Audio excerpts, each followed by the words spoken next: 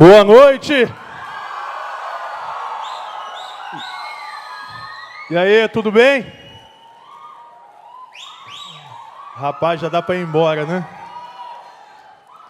Eu dei um dinheiro para a galera gritar assim, foi de boa. Seguinte, estou com 2 presentes aqui, eu queria fazer um negócio, a gente faz uma alternativa a isso. Eu quero ver quem é o cara mais barbudo da noite, mano. Quero ver quem é, mano. Tem que correr aqui, tem que correr aqui. Tem que correr aqui, mano. Quem é o mais barbudo da noite? Tem alguém que barra? Ih! Calma aí, vai ter guerra, mano. Vai ter guerra. Vem pra cá, mano. Algum outro barbudo aí? Não?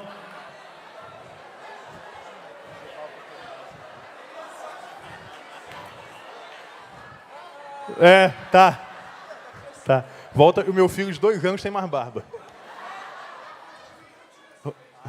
Pera aí. Você vem da onde, filho? Carmópolis de Minas. Sei nem onde é que fica, mas vamos lá. Curitiba. Ei! Aí, vamos pro teste. Vira de lado aí, por favor. Temos 5 dedos de barba. Vira de lado aí, mano. Que nojo, velho. Rapaz, estamos no empate. Então vamos dar 2 camisas aqui. O pessoal da Uso Cultura está lá fora, gente. Você pode passar lá. Está abençoando a gente no evento.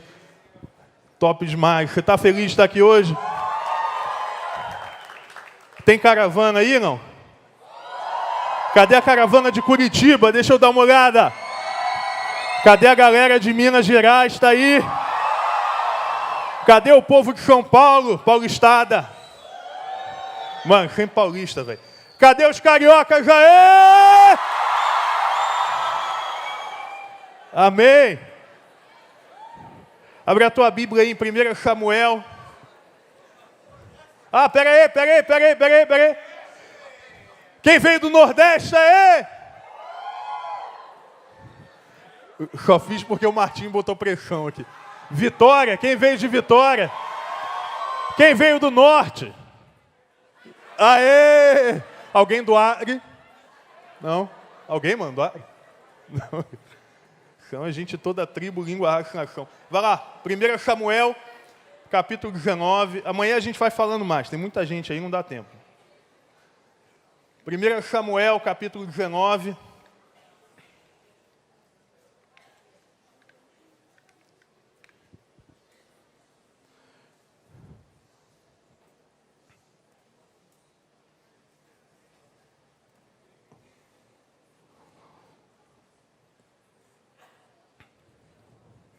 Abriu aí? Vai lá, vai abrindo. A internet aqui é complicada, mas abre.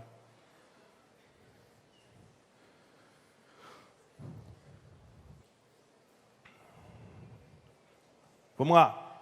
Saul instigou os seus servos e seu filho Jonatas a matarem Davi. Mas Jonatas, por causa do seu grande afeto por Davi, contou-lhe os planos de Saul. Meu pai busca uma oportunidade para matá-lo, disse ele. Amanhã cedo precisará encontrar um lugar para você se esconder. Pedirei a meu pai que saia comigo até o campo e falarei com ele a seu respeito. Então lhe contarei tudo o que eu descobri. Na manhã seguinte, Jonatas falou com seu pai sobre Davi e disse muitas coisas boas a respeito. O rei não deve pecar contra o seu servo Davi, disse Jonatas. Ele nunca fez nada para prejudicá-lo. Sempre o ajudou como pôde. O Senhor se esqueceu da ocasião em que ele arriscou a vida para matar o guerreiro filisteu, e assim o Senhor deu grande vitória a Israel. Certamente o Senhor se alegrou naquela ocasião. Então por que pecar matando um homem inocente como Davi? Não há motivo para isso. Saul entendeu Jonatas e jurou, tão certo como o Senhor vive: Davi não será morto. Depois Jonatas chamou Davi e contou-lhe tudo o que havia acontecido. E então, em seguida, levou Davi até Saul e Davi voltou a servi-lo como antes. Houve uma guerra novamente e Davi conduziu as tropas contra os filisteus. Ele os atacou e os derrotou com tamanha fúria que eles bateram em retirada. Um dia, porém, quando Saul estava sentado em casa, com uma lança na mão, outra vez o espírito maligno enviado pelo Senhor se apoderou dele. E enquanto Davi tocava sua harpa, Saul atirou a lança em sua direção. Mas Davi se desviou e a lança travou na parede. Naquela mesma noite, Davi fugiu e conseguiu escapar. Vamos orar mais uma vez, sentados como estamos. Deus, essa é a tua palavra. Nós pedimos que o Senhor fale conosco, que não seja voz de homem, que não seja nenhum tipo de voz, que não seja do teu Espírito.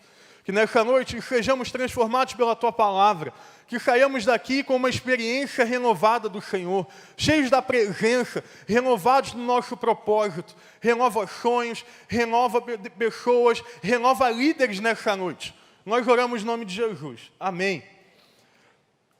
Deixa eu me apresentar rapidamente, me chamo Guilherme, sou pastor da galera mais linda do mundo, do Alternativa, galera da igreja dos jovens mais novos, adolescentes.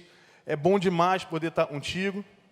Confesso que é com tremor que eu substituo o Michel, mas estamos aí, na tentativa de substituir. Então, você que estava achando que o Michel vinha pregar, não sou o Michel depois do rodízio.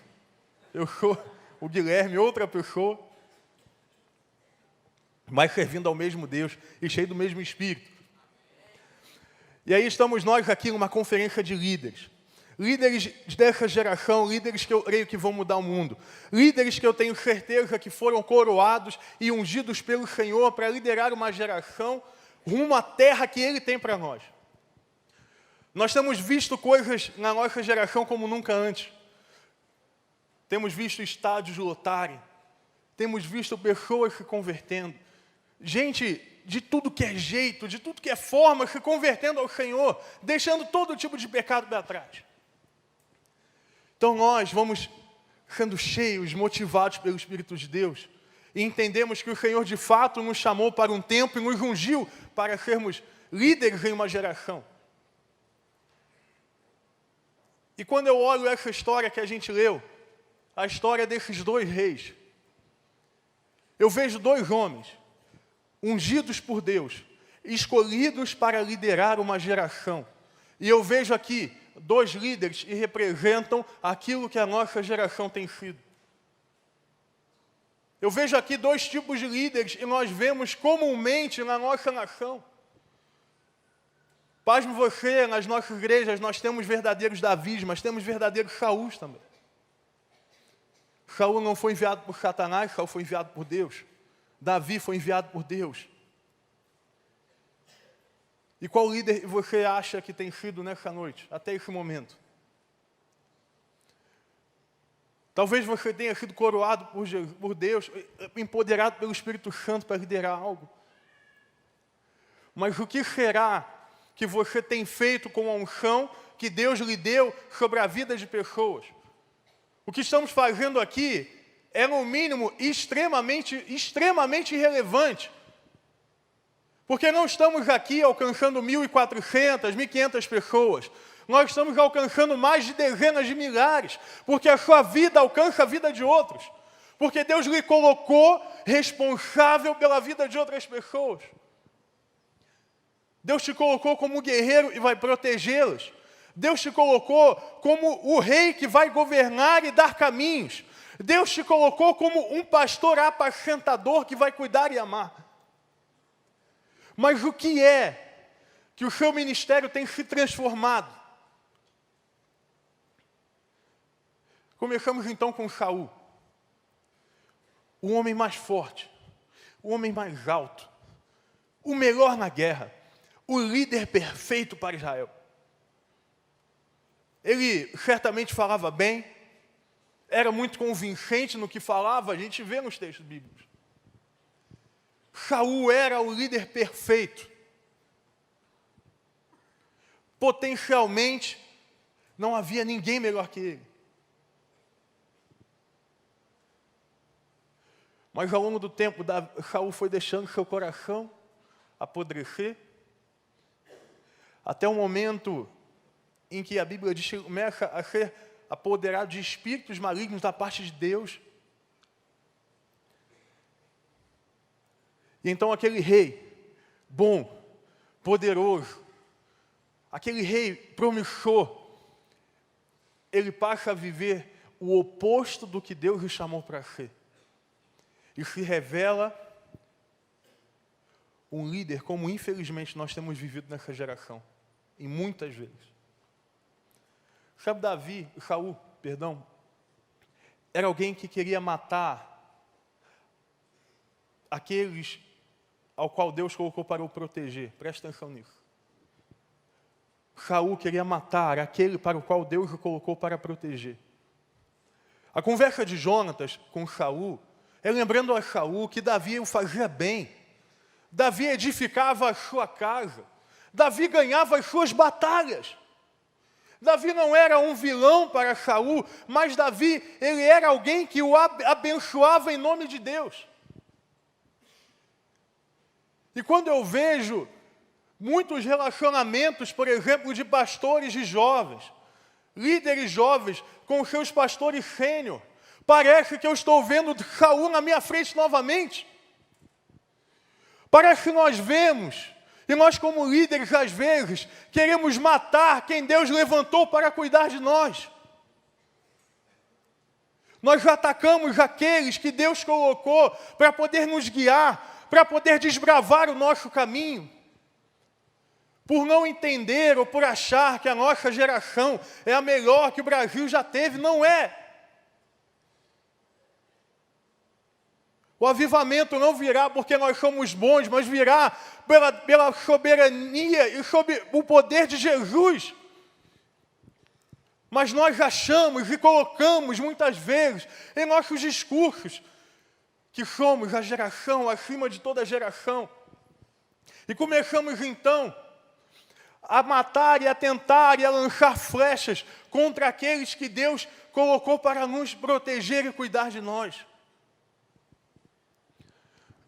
Sabe, eu tenho algo muito simples quando eu prego. Eu sou um cara que conta as minhas histórias. Eu quero contar para você algumas coisas ao longo dessa noite. Eu lembro quando eu tinha 18 anos, estava aqui nessa igreja, nasci aqui, praticamente. E nós, com uma juventude muito complicada, estávamos recebendo a liderança do pastor Marcos. Eu já pastor célula da igreja, a quem eu tenho um carinho, a quem hoje tenho uma amizade, a quem honramos, quem eu honro muito. Eu lembro que quando ele chegou, e eu era líder da adoração e tal, só que eu tinha, sabe, a vida destruída.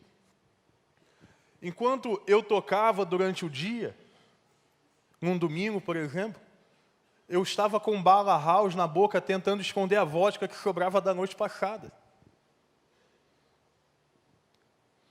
Enquanto eu adorava o Senhor, vinham na minha cabeça os pensamentos e os sonhos de uma noite anterior. Um líder de adoração de jovens de uma igreja que estava preso no álcool, indo a tudo que era boate que podia ir. Eu havia me tornado um falso líder, um falso pastor. Eu não cuidava de ninguém apesar do discurso. E quando o pastor Marcos chegou, eu lembro que ele foi muito duro com aquilo que ele falou comigo. E a primeira coisa que ele fez, eu nunca esqueço disso, foi me levar com ele nas lojas americanas para um DVD. Ele não sabia nem onde é que era americano, nem o que era DVD direito, aí eu fui. E aí lá a gente conversou. E eu senti que ele iria me tirar da liderança da adoração. Falei, quem é ele? É o meu pensamento, eu falei para ele. Quem ele pensa que é para me tirar daqui? Eu nasci aqui, meus pais lideram aqui, ele não pode mexer em mim. Ele não pode levantar nada contra mim. Ele não tem autoridade para mexer comigo. Alguém que Deus tirou de outro estado para cuidar de mim. E eu estava lançando flechas contra ele. Eu não queria saber se o jeito de pensar era diferente. Eu não queria saber se a forma era diferente ou não. Eu queria saber que ele estava derrubando quem eu era. Mas eu não tinha me ligado ainda que quem derrubou quem eu era havia sido eu mesmo por conta dos meus pecados. E porque somos como Saul, nós não reconhecemos os nossos erros, mas terceirizamos os problemas. Está nascendo no meio de nós líderes que estão mais preocupados em atacar a forma de igrejas mais tradicionais, em atacar pessoas que pensam diferente, estão se levantando verdadeiros fariseus tatuados no meio de nós. Como túmulos brancos, pintados por fora e podre por dentro, que pregam a vida, mas com a mão lançam a morte. Que Deus levantou como pastores, mas são, na verdade, lobos no meio de nós. Jovens que estão mais preocupados em tecer críticas, em ir atrás do movimento A ou do movimento B, do que de buscar a presença de Deus. Líderes que atacam, que lançam flechas, que machucam aqueles que Deus colocou para nos proteger. Não foi uma, não duas, nem três vezes que eu juntei pessoas para poder tirar o pastor Marcos de perto da liderança dessa igreja. Porque eu não queria saber se Deus havia o colocado.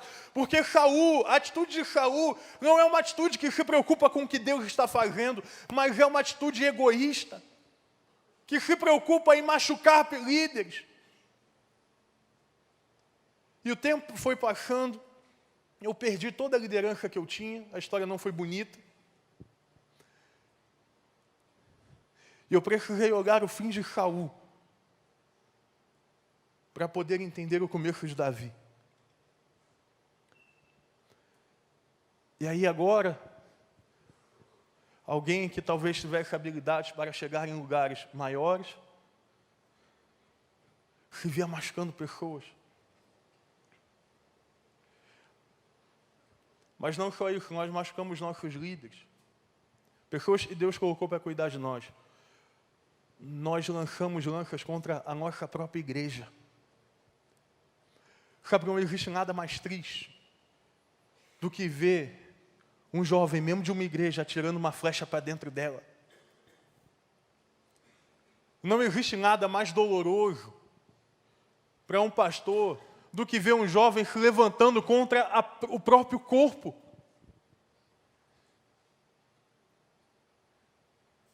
E muitas vezes, na sua maioria, os que se levantam são líderes na casa de Deus. Os que se levantam foram escolhidos pelo Senhor para governar.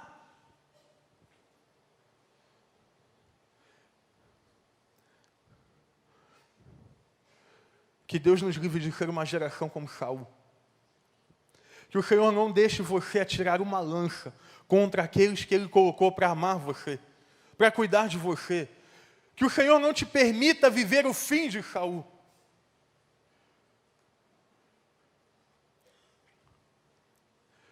Mas Saul foi colocado diante de um outro líder. Alguém escolhido por Deus, alguém potencialmente mais fraco, alguém potencialmente menos influente.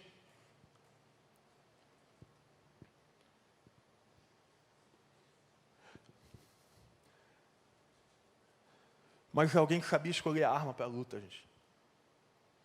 Quando eu olho esse episódio, eu imagino, sempre imaginei, Saul de um lado com a lança, enquanto Davi tocava uma harpa. Enquanto um tinha o símbolo da guerra, o outro tinha o símbolo da adoração.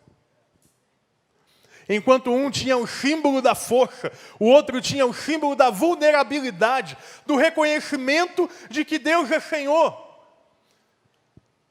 Enquanto um tinha o símbolo da morte, o outro tinha um símbolo da vida do Senhor, do louvor, da adoração. E eu imagino Saul lançando contra Davi aquela lança. Davi com a harpa na mão, olhando aquela situação, um bom guerreiro, talvez pegasse aquela lança e revidasse. Talvez a minha postura e a sua postura fosse jogar aquela harpa no chão, pisar, quebrar ela inteira, pegar a lança e encher a mão na cara de Saul com aquela lança.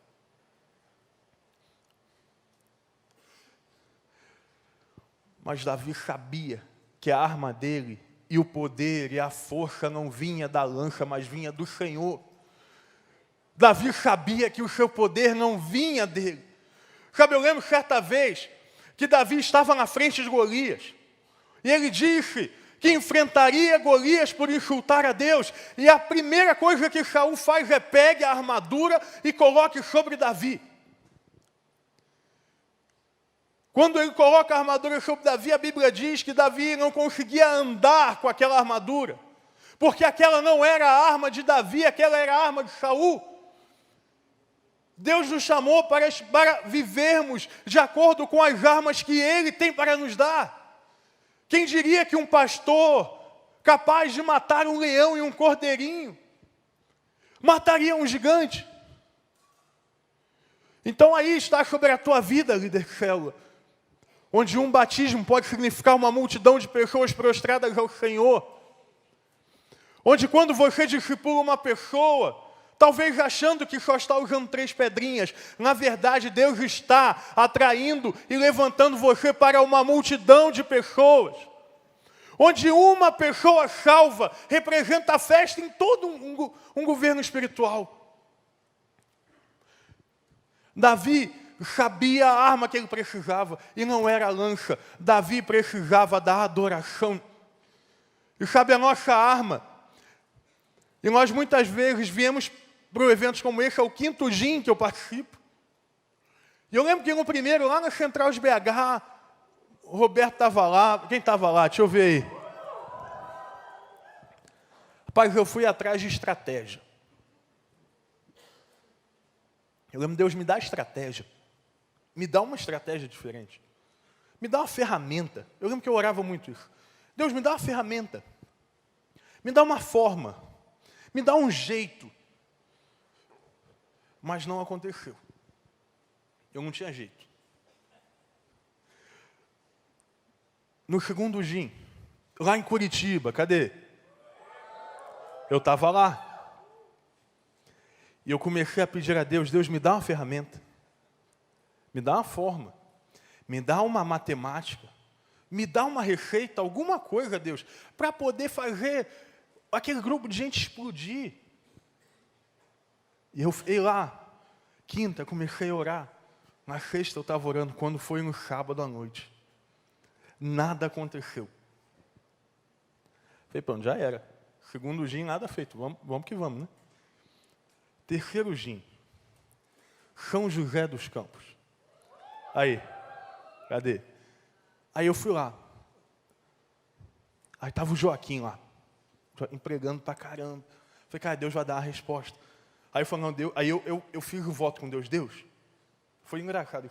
Deus, a arma que o Senhor for me dar está na mão daquele pregador louro ali. Não sabia nem quem era.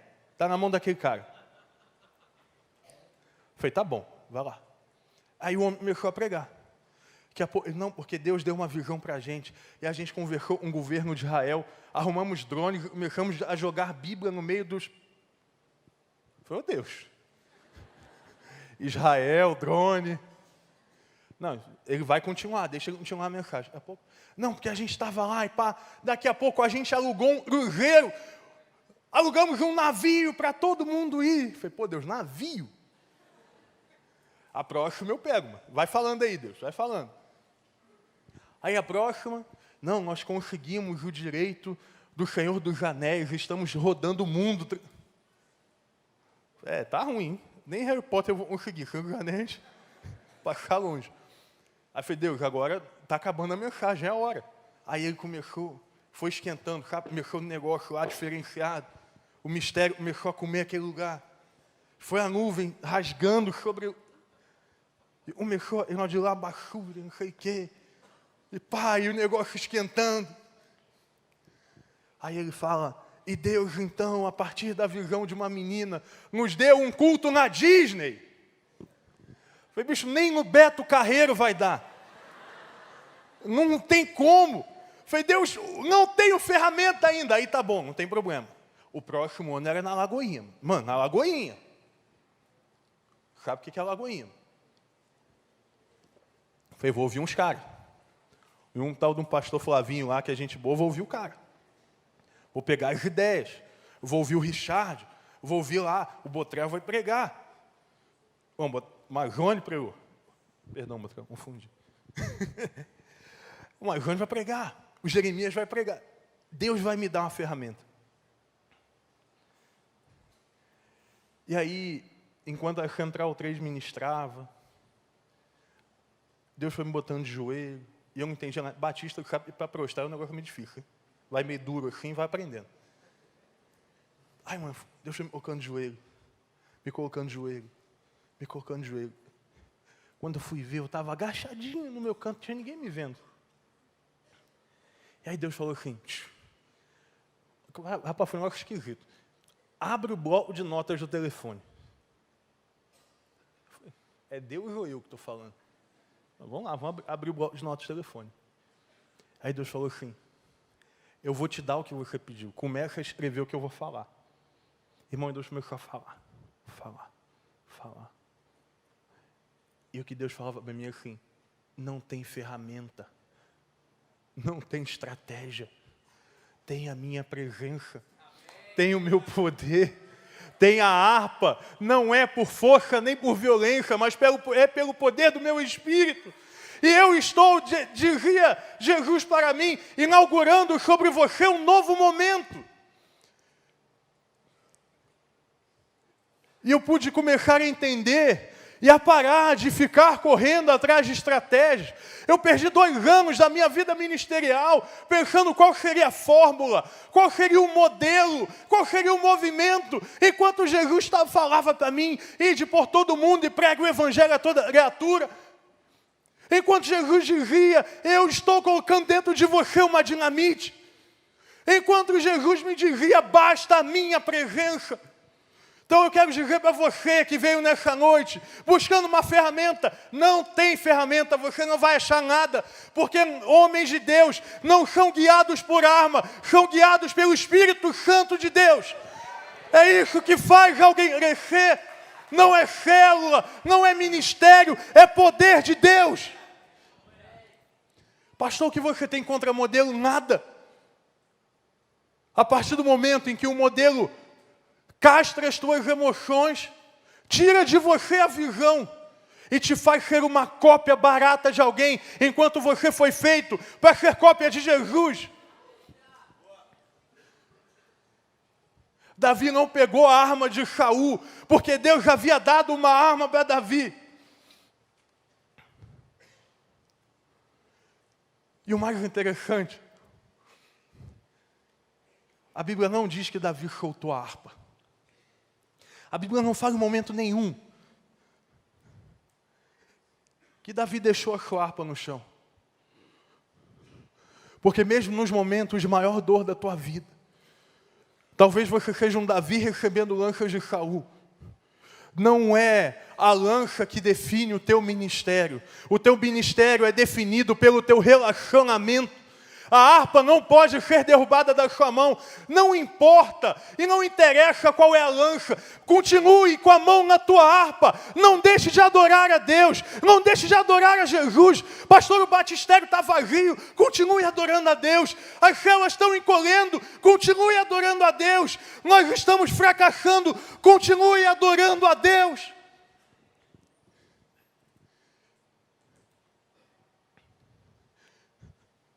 Por que adorar a Deus?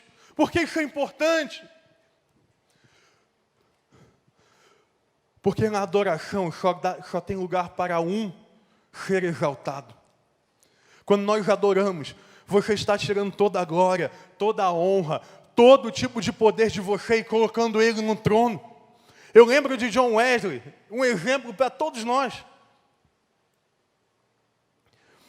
Levava flechadas. Dizia a história que ele, certa vez, foi visitar uma senhora e tinha um grupo do lado de fora querendo apedrejá-lo.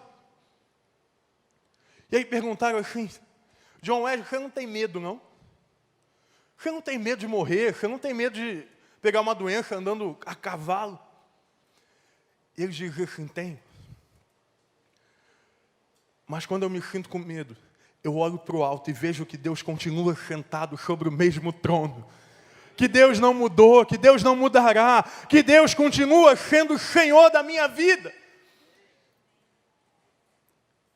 Nós precisamos ser líderes assim. Líderes não vão confiar em estratégias, não que elas não sejam importantes, não que o planejamento não seja importante, mas se o teu joelho não estiver dobrado, a tua racionalidade ela não tem como funcionar, porque nós não estamos falando de empresa, nós não estamos falando de carreira, estamos falando de ministério, de unção, de líder, de pastor, que só quem dá e quem tira é Deus. Nós não temos autoridade para tirar, porque não foi dado por nós.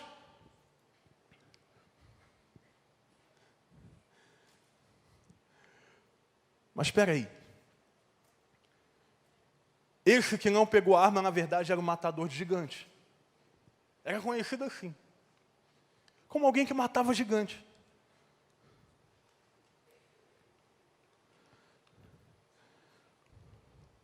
Davi, eu vou voltar ao que eu disse anteriormente, ele aprendeu a matar gigante, jogando pedrinha no leão. Davi começou pequenininho. E Deus o colocou até o ponto em que ele foi chamado homem segundo o seu coração. Isso aqui não é sobre igreja grande. Global Kingdom, ele não tem a ver com igreja grande, ele tem a ver com o avivamento de uma geração.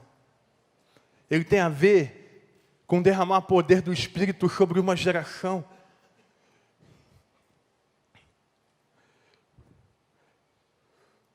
Eu queria pedir uma ajuda. Deixa eu ver aqui. Diniz, vem cá, vem me ajudar aqui. Deixa eu explicar um negócio. A gente vai colocar os palmos do Diniz. Vem cá. Aplauda aí eu chamo pela vida desse homem. Homem de Deus isso aqui. Fica reto aqui. Não vai acontecer nada, quase nada. Prometo. Quem está com ovo aí pode pegar, brincadeira. Eu imagino Davi desse jeito. Um pouco mais baixo, talvez. Mas está aí. Parado, imóvel, enquanto as lanças passavam. Eu imagino Davi intacto. Enquanto as lanças atravessavam o seu rosto. Por que é que Davi não foi ferido? Por que é que as lanças passavam, mas não pegavam Davi? Estamos falando do melhor guerreiro de Israel jogando uma lança. Não estamos falando de um caolho.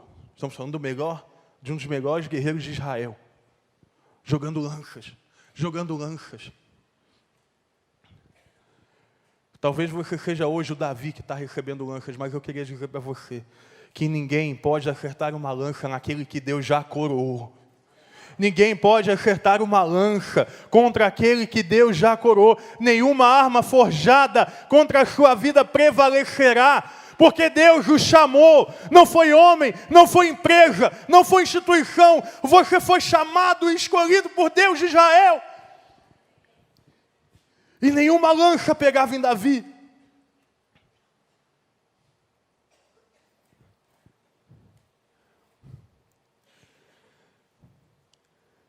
E talvez a história de Davi pareça diferente com a sua. Talvez você seja reativo. Quando as lanças vêm, você ataca. Mas eu quero te convidar nessa noite a abaixar a espada. A não usar uma mão para brigar pelo que não vale, mas a unir as duas por algo que vale a pena. A não ter medo do que virá. A não ter medo do incerto. A não ter medo das suas fragilidades. A não ter medo daqueles que te atacam, porque as flechas podem passar ao seu lado, mas você não será atingido, porque você foi coroado pelo Senhor. Obrigado. Mas pastor, o que isso tem a ver no final das contas? O que isso tem a ver com a realidade dessa geração? Ok, nós temos um rei que atacava e um rei que adorava.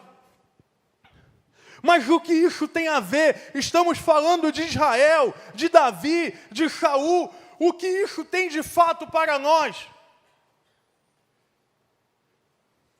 Primeira coisa que eu queria te dizer é que Davi não foi o último rei vindo de Belém. Houve um outro rei chamado Jesus Cristo. Houve um outro rei chamado Jesus, cujo nome está acima de todo nome, cujo está o nome sobreexaltado acima de todos. Alguém vindo, não para condenar, mas alguém vindo para salvar a tua vida. Você está falando de salvação no evento de líder, estou. Porque às vezes a nossa liderança vira a nossa carreira e nós perdemos a contemplação do que Jesus fez. O que nós estamos falando aqui não é de uma história passada, mas é da sua história. É do seu futuro. É de qual rei você vai ser. Se você vai estar ao lado de Davi, adorando, independente do que está acontecendo, ou vai continuar sentado aí, atacando e esperando estratégias chegarem do céu.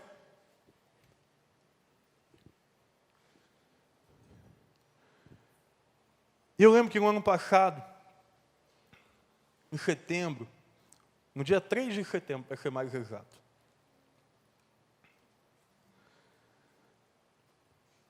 eu estava me preparando para um acampamento que a gente ia ter, o Martinho, o Carlinhos, a Chu foram lá. Eu estava orando. E aí esse texto veio rasgando meu coração. E aí Deus falando, ei, deixa a ferramenta, eu já te falei. Deixa a ferramenta. Deixa de lado a estratégia. Abaixa a bola. Diminui. E aí Deus falou assim para mim, abre o bloco de notas. Eu falei, não é possível, velho. Jesus está com high-tech agora, negócio tecnológico. Eu falei, não, vou abrir o bloco de notas. Antigamente assim, abre o rolo, escreve as minhas palavras, ó. Abre o bloco de notas e digita aí, ô miserável, que eu vou falar. E aí eu comecei a escrever. E era Deus narrando todo o pecado da minha vaidade. Toda a minha vaidade Deus estava narrando numa folha. Ou numa tela, né? Ser mais contemporâneo. E aí, depois de chorar. Eu fiquei me perguntando se havia sido Deus ou o diabo, afinal estava doendo. Então já bota a culpa no rabudo, o bicho está quieto lá, tu já está botando a culpa nele. Falei, está me inferiorizando, está amarrado no nome de Jesus, mas não parava. Falei, então é Deus mesmo quebrantando, não é inferiorização, não é quebrantamento. Aí eu voltei a ler o texto, e aí vem a voz de Deus. Você vai para o retiro, não vai? Vai, vou. Vai ser bom, vai. Foi o maior retiro que a gente já teve. Vai ser o maior retiro, vai. Você conseguiu? Consegui. Alcançou o alvo financeiro? Alcancei. Chegou o número de gente? Cheguei. Tá. Então você vai fazer o seguinte, você vai ler isso aqui que eu te escrevi agora na frente de todo mundo. Falei, ei, como é que é? Não. Eu sou assim, obediente. Não vou escrever, não vou falar. Porque se eu falar o que está aqui, eu estou revelando meu coração, eu sou o pastor. E aí Deus vem com uma frase que marcou e marca a minha vida. O que é a história de Jesus, se não a história de um Deus quebrantado? E aí, lá no meio do retiro, o Carlinhos estava lá, escutou um testemunho. Eu peguei, e a frase central era, eu gostaria de pedir perdão a vocês, por tentar pastorear vocês, longe do Deus que deveria me pastorear. Eu acho que foi um dos momentos mais dolorosos da minha vida. De eu ter que admitir, diante de quase 500 pessoas, que eu havia falhado. Que eu estava afastado. que eu não adorava mais ao Deus que eu pregava, que eu tentava pastorear sem ser pastoreado, que eu estava confiando nas minhas armas. Eu lembro que eu pedia perdão. Que momento doloroso. Eu nunca me senti tão exposto na minha vida. Nunca. Admitir para pessoas que deveriam te ver como exemplo, e você talvez esteja sendo mais fraco delas. Naquele momento parecia o maior buraco que eu passaria no meu ministério. Mas sabe, depois que eu fiz aquilo, irmãos, foi fazer aquilo. O pessoal veio, me abraçou. Eu fui cuidado pelas ovelhas, e isso acontece. Isso é lindo quando a ovelha cuida de pastor. Eu quero te convidar a cuidar do teu pastor antes de ir embora, quer dar um abraço no teu pastor. Alguém bateu no meu ombro e falou assim: Gui, levanta e tem que expulsar um demônio lá fora.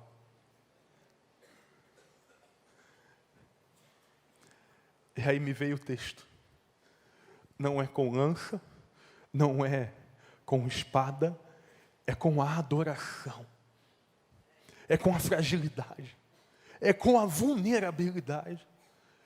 E eu comecei a entender, e eu lembro disso como nunca. Eu queria publicamente honrar a vida do Carlinhos, da Su e do Martim, que marcaram a história da nossa juventude inteirinha. Eu queria honrar vocês. Eu posso dizer a você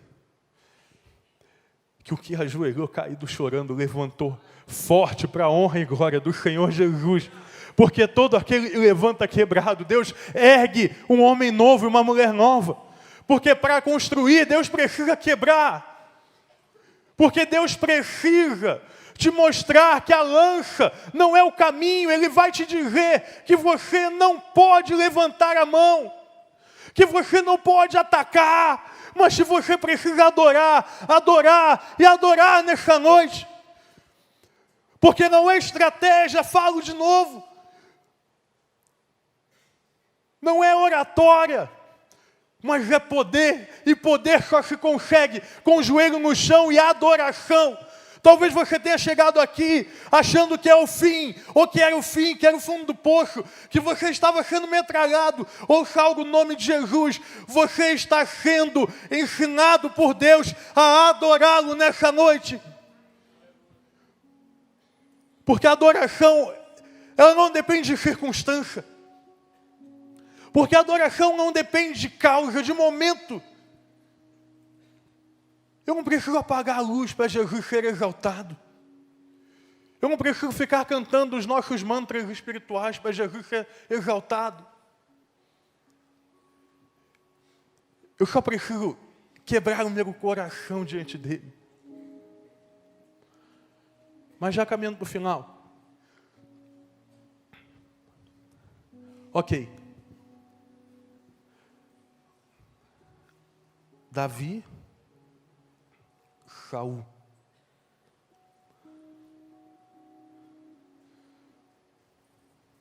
Sabe o que significa o nome de Davi?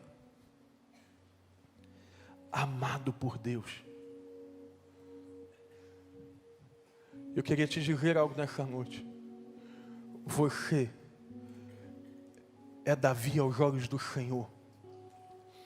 Você é Davi aos olhos de Deus. Você é amado.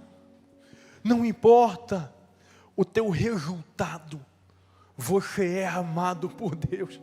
E essa é a realidade. Que se você sair daqui hoje entendendo,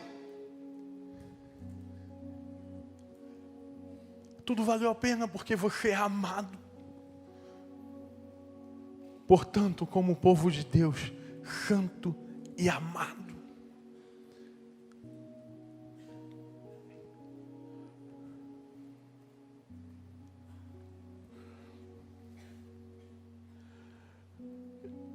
Eu poderia continuar dizendo para você,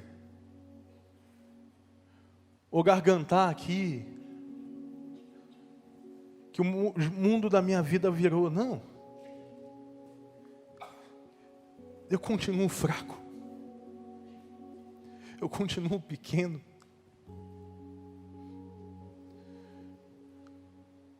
E eu estou me perguntando até agora, eu estou sendo vulnerável com você, porque Deus me colocou para pregar aqui.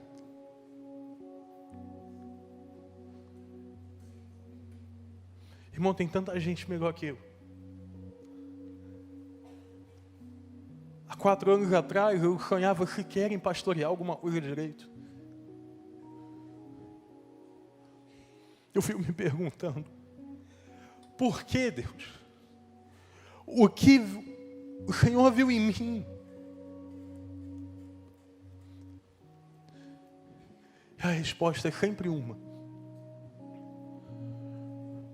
Porque dele, por ele e para ele são todas as coisas. Não tem a ver com você, não tem a ver com a tua força, não tem a ver com quem você é, tem a ver com quem Deus é sobre a terra. Não tem a ver sobre a tua habilidade, não tem a ver sobre o seu pecado, tem a ver sobre a cruz de Jesus, sobre o evangelho centrado em Cristo. Chama o pessoal do louvor para subir aqui, galera da B1.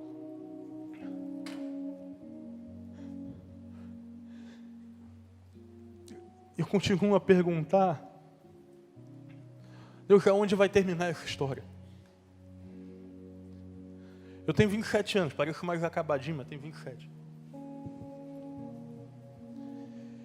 Eu fico pensando, Deus, aonde vai acabar? E eu queria terminar a mensagem, mas o Martinho terminou antes de eu começar. Quando você leu e lembrou, e Davi, tendo servido a sua geração, descansou.